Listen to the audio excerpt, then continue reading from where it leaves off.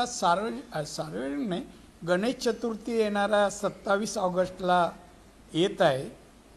मुंबईचे चाकरमानी मोठ्या प्रमाणात कोकणात येतात आणि म्हणून ट्रेनी एक्स्ट्रा सोडण्यात येत आहेत। अनेक रेल्वेच्या गाड्या कोकणात काही थांबत नाही, त्याही थांबतील। नवीन ट्रेनी खास बाब म्हणून सोडण्यात येतील।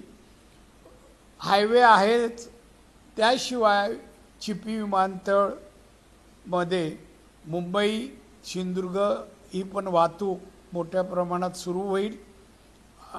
त्याप्रमाणे येणाऱ्या कॅबिनेटला प्रस्ताव पास होऊन सवलतीच्या दरात सिंधुदुर्गात येणाऱ्या विमानांना पेट्रोल मिळणार आहे। त्यामुळे चांगल्या प्रकारे वाहतूक अनेक एअरलाईनची पण आपल्याकडे सुरू होईल आणि रोरोची वाहतूक समुद्राच्या माध्यमातूनही सुरू होत आहे। कमीत कमी वेळात सिंधुदुर्गात मुंबईकर येतील, चाकरमानी येतील आणि गणेशाची पूजा करतील। या सगळ्या